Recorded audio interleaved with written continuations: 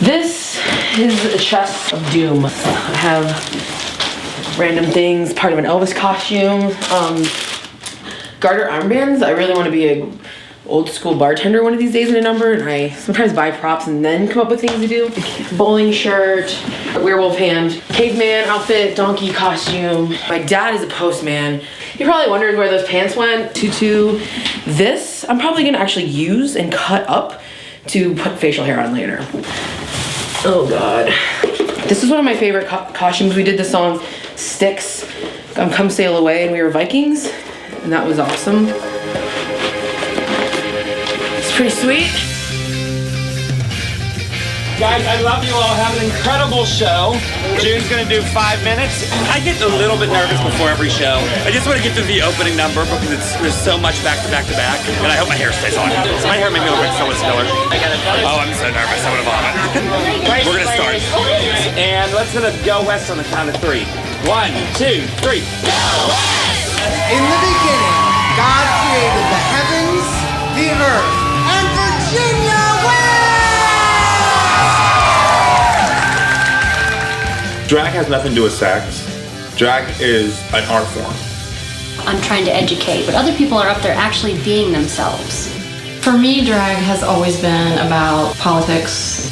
I don't care that I'm performing as a woman or as a man.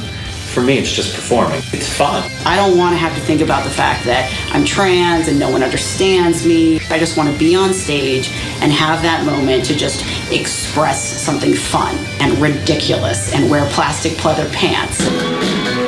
I was just this young kid, 12, 13. I didn't have friends. I was kind of bullied in school. I would go to the Roy Renegades shows and I thought it was awesome, but I said, there's no way in hell I would ever do that. I would never glue hair on my face. I'm very proud of what she's done. I come to this town and people just love that girl. I'm starting out as like Buddy Holly for probably 30 seconds, 32 seconds exactly. I wanted her to run for mayor here about a year ago. And then I'm gonna have a little bit of the theme of the 2001 The Space Odyssey, which Elvis actually often used. I don't care if she's gay, I don't care if she's straight. She's my daughter and I love her and that's all I can say. Tear away my tearaway pants. So you've never seen her in drag at all? I've never seen Becky in drag? No.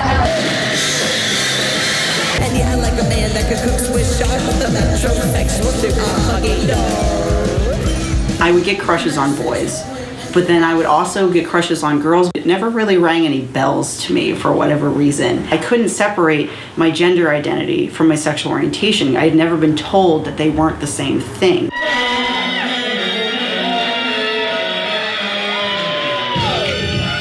You know, my coming out story is terrifying. I had a really bad experience. And my parents were both very on top of it and they were very right there for me. And I can't ask for anything more. They love me, they accept me, and they include me. And I think that that's all I really want.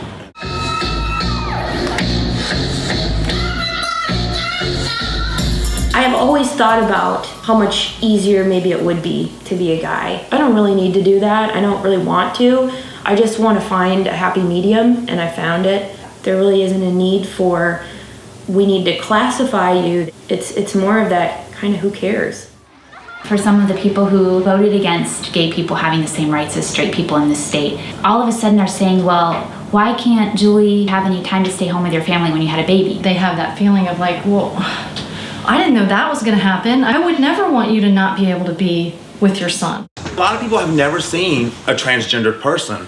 So when they see a transgender person on stage, there's kind of like a wow factor, like, wow, that's a guy and he has boobs.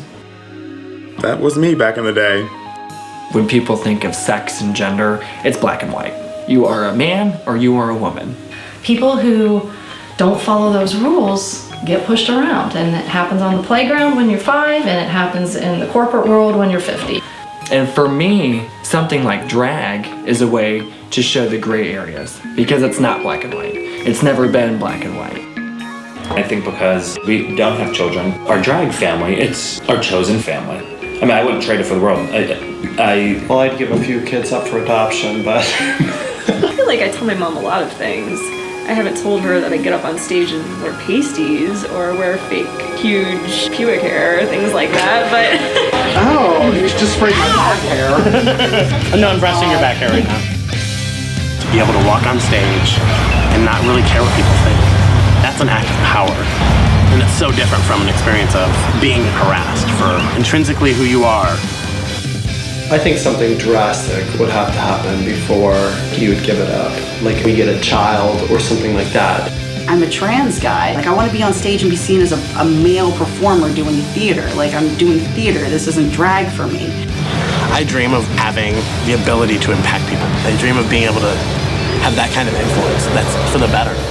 For those who feel beaten down and downtrodden, drag's there to, lift them up. When you leave, you feel good. You look up and you see, oh, this isn't just a gay thing, it's a human thing.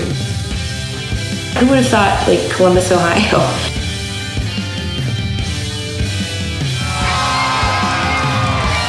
You're looking more masculine by the second. That was really great. The opener, I think, is wowing. It's wowing.